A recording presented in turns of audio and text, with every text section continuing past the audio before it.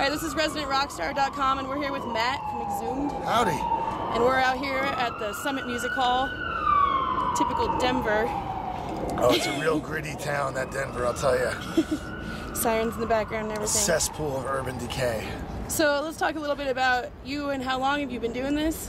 I started a band back when I was in high school in like 91. I was like 15. And then we continued on until like 05. And then we broke up or took a break or whatever. We said we were taking a break, but we were really breaking up. But then it's good that we said we were taking a break because we decided to start doing it again last year. So it worked out okay. Hiatus. Yeah, exactly. Hiatus. Right on. So at 15 years old, what made you want to get into death metal and metal? You know, I think when I was like in grade school, I was like in 6th grade, there was this kid that transferred to my school, a new kid at school, and he asked me if I was into heavy metal, and I was like, I don't even know what that is. He's like, oh, you're a fucking pussy. I was like, I don't even know what that is, dude. I'm like 11. And anyway, so I just was curious about it, and so I just heard like, you know, Ozzy and Twisted Sister or whatever. And then back in the 80s, you used to be able to get like 12 tapes for a penny from those like clubs or whatever. And anyway, so I got a bunch of tapes, and like after I listened to like Wasp and Quiet Riot and everything, at the end I listened to Master of Puppets, and I was like, whoa, I don't need these other tapes. Like, this shit sucks. I'm just gonna listen to this. And you know, I think, you know, like a lot of kids, you're like an angry young dude, and you know, whenever you're a teenager, you're kind of pissed off, and I ended up transferring to like a different school where I didn't know anybody, and my parents were getting a divorce. You know, it's like typical like 12-year-old problems or whatever. And so it just, the music kept getting heavier and heavier. It went from Metallica and Megadeth, and then, you know, Slayer, and then like Onslaught and Celtic Frost and Venom, and at the same time Black Flag and Dead Kennedys and Exploited, and then DRI, Cryptic Slaughter, Sodom, blah, blah, blah. And then, you know, you heard of this band called Napalm Death, and my friends got the Napalm Death Peel sessions, and I was like, this is the stupidest record I've ever heard. This is fucking shitty. I was like, play that again, though. And we just kept listening to it, and it went from like this band that we made fun of to like, at least for me, is my favorite band. I was like, fuck. And then, of course, led to like, you know, Bolt Door, Carcass, you know, Concrete Socks, and Heresy, and Filthy Christians, Extreme Noise Terror, and Entomb, Terrorizer, blah, blah, blah. And then by the time I'm in, you know, I was like a junior in high school, and like people were getting all blown out about like the Black Album. I was like, I don't even listen to that kind of shit anymore. I'm into Terrorizer. I don't care what Metallica does. Dude, so I was a very early adapter, and it was also cool because, you know, being from the Bay Area, like thrash was still like, it was decaying, but it was still like reigning supreme. Everyone was into like, you know, records like Souls of Black and Impact is Imminent, and I was like, nah. I like death metal because a lot of people didn't know about it. I was kind of like my own thing or whatever. And yeah, it was just something really new and different at the time. And you know, I was a kid and was just super into it, and I still love it today. I mean, I don't listen to it as much as I did when I was 15, but it's probably a good thing. Right on. So what was your first concert going experience as a youngster getting started? It was April 1989. I was still 13. It was Anthrax, Exodus, and Halloween at the Henry J. Kaiser Auditorium. And I mean, Exodus is one of my very favoriteest bands of all time, and they just blew everybody away that night. It was insane. Like, I just remember my biggest two memories of the night was, one, in between Halloween and Exodus, they played Ghost of War by Slayer over the PA. Like a 300-person pit just broke out spontaneously. And then when Exodus started, they started with a sample from Fabulous Disaster, and the whole floor, I mean, it's like, we're talking like 3,000 people on the floor. Like, you couldn't have stood still if you wanted to, especially if you're 13, you weigh like, you know, $110 or whatever. And it was just fucking magic. It was awesome. Right on. So you guys are kind of notorious for putting out split CDs, and stuff like that. So what's kind of behind that? Like, what do you have out here right now? Well, we haven't done as many splits. We haven't done anything since we got back together of that nature. We talked about it, we want to, but we spent so much time on the road after doing the record and like getting like a proper tour-ready lineup that we haven't had time to do it. But basically, I mean, you know, there was a lot of like cool bootleg death metal 7 inches back in the day, like in the early 90s, and also non-bootleg 7 inches. But like one of my favorite bootleg 7 inches is the Morbid Angel Slaughter Lord with the Thy Kingdom Come demo and the Slaughter Lord demo on the other side. It's fucking excellent. Like, you know, we also, after the whole metal scene in the Bay Area kind of died down in the early mid-90s, like around 94, we just gravitated more towards like the punk and power violence grind type scene. Because musically we weren't that different from it, you know? And so all the bands that we hung out with were like, you know, Agents of Satan, or like Youth Crush and Spaz and Dystopia, and so we were just sort of doing things like the punk rock way. Right. And for a long time, you know, not only were people not really aware of the scene where we were, but labels weren't interested in death metal from like 95 until, I don't know, a few years later for sure. And that's right kind of when we stopped being like a little kid band and started getting decent.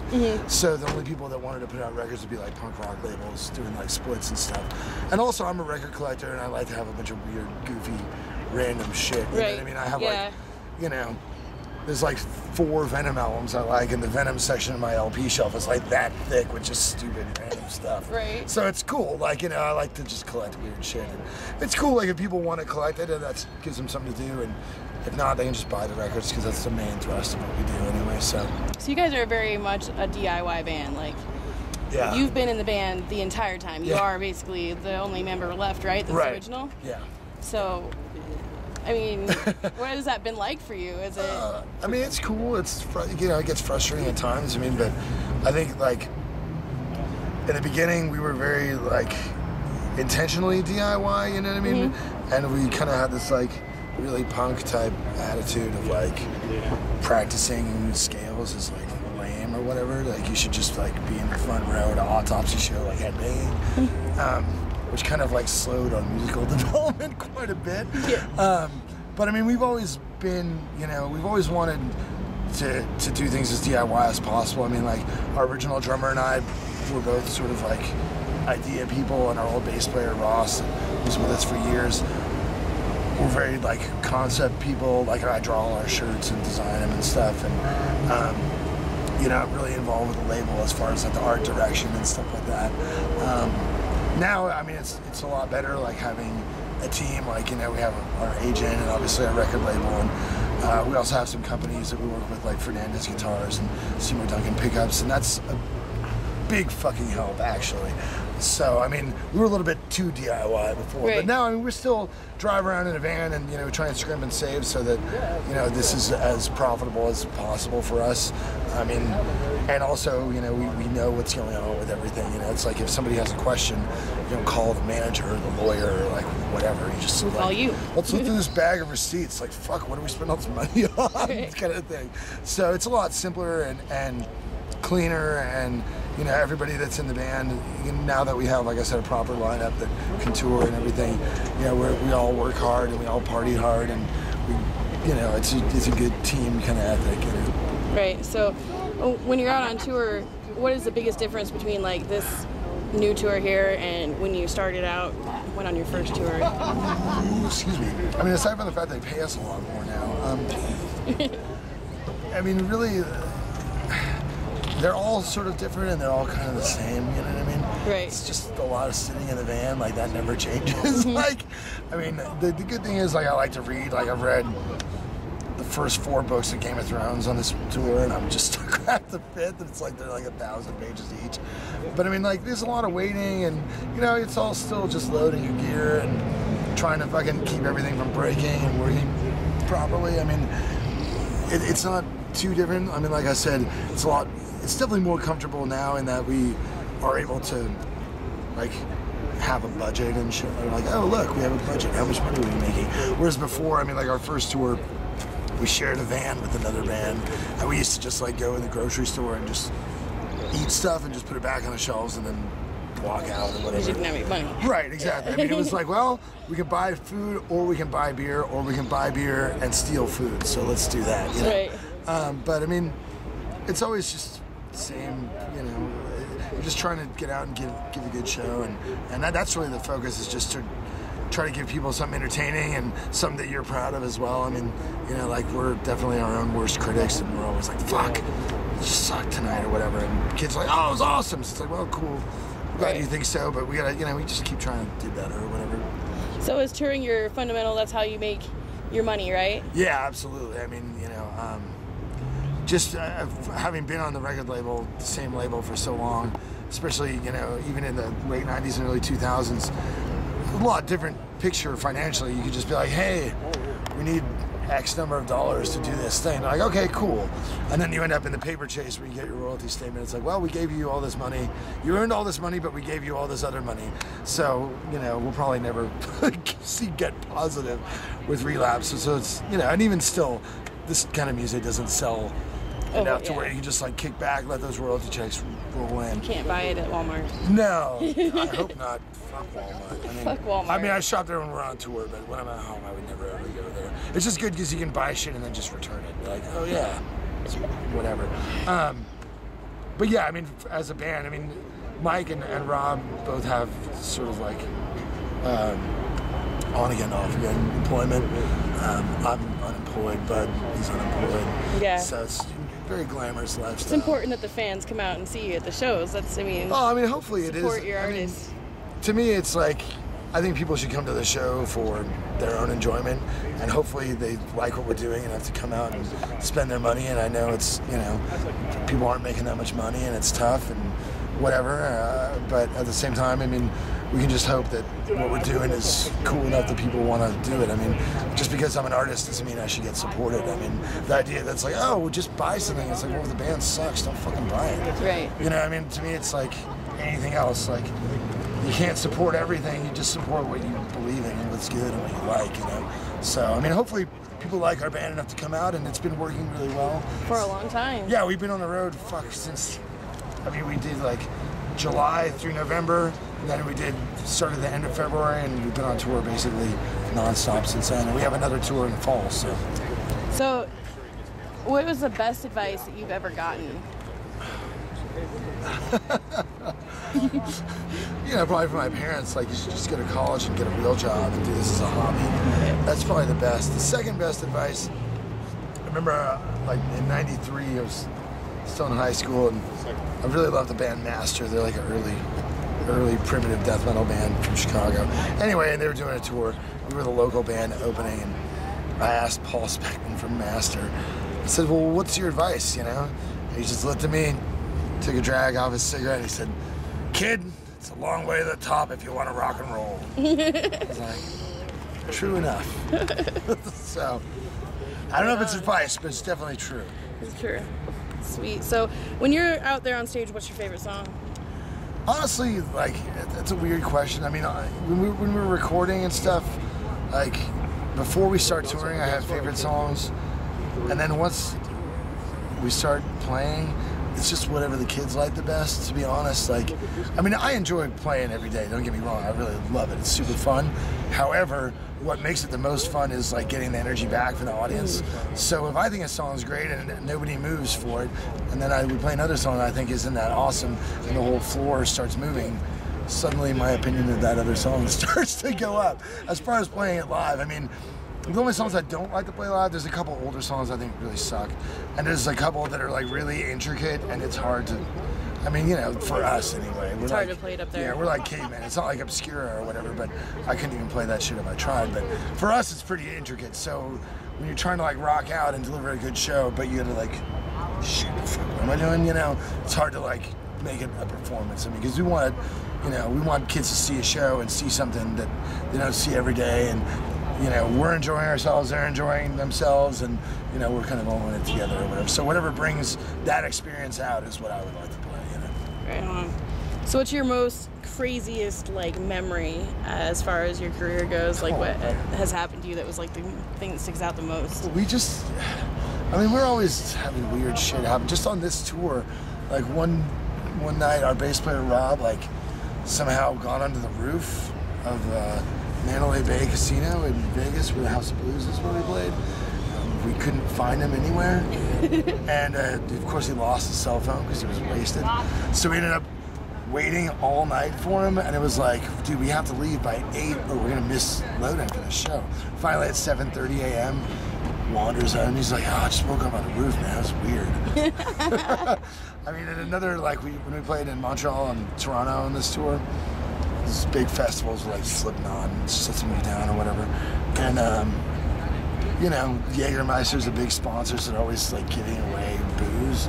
And I never drink Jägermeister because of my stomach, but I, for some reason, decided to drink Jägermeister, and I woke up in Toronto just fucking spewing up like bile and whatever is at the bottom of your stomach. And we were parked right next to the EMT truck, so our drummer goes over and he goes, "Hey man, I thought I was really hungover. You thinking to hook him up?" So they come over and take my blood pressure, and they're like, "Well, you're basically fine, but come on, get in the truck." They give me an IV of saline, and they're like, "Yeah, when we're hungover camping, we do this all the time," which is awesome. Totally revived me. I mean, you know, dehydrate. Yeah, there's just like weird shit always going on. I mean, when we were playing in Czech Republic, the end of our European tour in March, we were doing this show, and there's like so many people stage diving. There's like a dog pile on stage and trying to play, and this fucking chick is like grabbing my dick while I'm playing. I was like, dude, you know we're like a grindcore band, right? This is not like docking. I mean, that's cool, but this is sort of distracting. I don't know what to do here. And there's this dude, he would keep stage diving, and like first he's got like t-shirt and shorts, then just shorts, then he's just in his underwear. The next time I look over, I was like, dude, this guy's just nakedly stage diving. Like, this is fucking insane. So I mean, there's always, you know, some kind of weird madness or other. I mean, that's kind of, you know, it's like that's what keeps you get up every day. Like, well, let's see what's gonna happen today. Fucking something crazy. Who knows? So what can we look for next from you guys? What are your plans? After we wrap up this tour, we go. We gotta go straight in the jam room because we're recording starting at the tail end of September. So we have like a month to rehearse a new record that's mostly written but incredibly under rehearsed, so we have a lot of work to do. We go in the studio, and then we go to Japan for 3 days, come back, finish up in the studio, and then we drive out to the East Coast, and we're doing a like 5.5 week tour with Napalm Death and Municipal Waste. Nice. Yeah, I'm really excited about that one. This is two of my favorite bands. I mean, this tour to me, like 10 bands, it's kind of a clusterfuck, and it's all this gear, and you gotta be there at noon. I mean, I know that sounds really whiny, but this is one of those tours where our record label's like, this is a really good idea. You're playing in front of a bunch of new people. We're like, okay, well, that's important. We'll do it. The Napalm Municipal tour is like, no, we're fucking doing it. Like, I was like, we're pushing up the recording of our album. Like, we're doing this tour no matter what. So I'm really excited about that. And that'll take us to the beginning of December, and then we'll probably lay low till the new record comes out next spring, and you know, there'll be more stories about barfing and IVs and getting lost and, you know, fucking trying to pee out of a moving van and falling asleep on the side of the road and all the normal, putting people in large MMA training tires and pushing them around. Nice. And, you know, just the normal shit we do every day. So do you guys have an album name yet? It's tentative, and I don't want to say anything until it's So we'll have to check back with you. Yeah, I mean, I don't want to be like teasy or whatever, but it's like, until it's 100%, I'd rather just not say. That's fine. That's fine. What's your website? That's just like facebook.com/exhumedofficial. I know we have myspace.com/exhumed. I know we have like Last.fm and all that stuff. Our record label does all that stuff though. The one part I never liked about being a DIY band was like hyping up my own band. Like, I don't mind doing the work, that's fine. I can write up the budgets and design the shirts and do the interviews and fucking all that stuff, and, you know, get the oil changed in the van or whatever, but I don't like telling people, oh, my band's awesome, please come to the show. It's like, very humble. Well, it's just not my job, you know what I mean? It's not, I'm not the person to tell you that, you know what I mean? Whenever someone tells me how rad their band is, the first thing I think is like, this guy's probably full of shit. So I don't want to be full of shit. I like my band, but fuck, if I don't like it, how would I do it? Right. Who knows what other people think? So, anyway, so yeah, I leave that all to Relapse. I'm sure it's all on our Facebook page. You can go and fucking whatever. Where's like the best place if a fan wanted to get like advice from you or talk to you about something? I have my first Facebook page I had to turn into a fan page because I just had too many friends or whatever. But I still check it from time to time. I mean, I think if you just like it, you can probably message me or something. Or I think my email is just on there, so it's not, you know, not too hard to find. Just research, email you. Yeah, it's pretty easy. Come to a show and try and talk to you. Or yeah, I was gonna say, just come to the show, and usually we're at the bar or something, you know. Every once in a while we're really burnt and we just hang out backstage, but usually we mingle with the kids. I mean, you know, we're not fucking up in our ivory tower being all weird or whatever. Right on. All right, well, this has been an interview with Matt from Exhumed. You can find this on residentrockstar.com/exhumed.